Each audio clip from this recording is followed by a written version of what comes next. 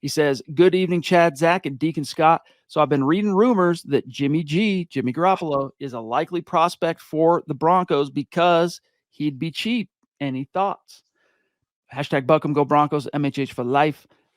Miss me on it. I think you already have an equivalent, basically. I mean, Jimmy G's better than Jarrett Stidham, probably from a immediate impact standpoint, but we're going to argue over leavings again. We're going to argue and split hairs, Zach, over reclamation projects.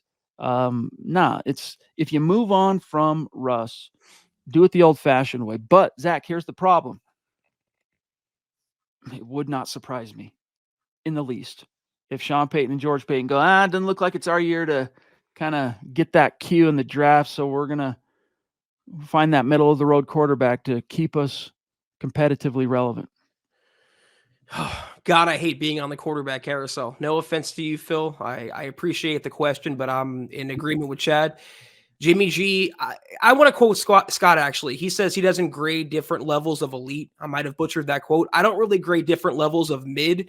So if you think Jarrett Stidham is mid, Jimmy G is on the same level. Mid, he's also injury prone. And when you say cheap, I don't think he'll be $5 million or less cheap.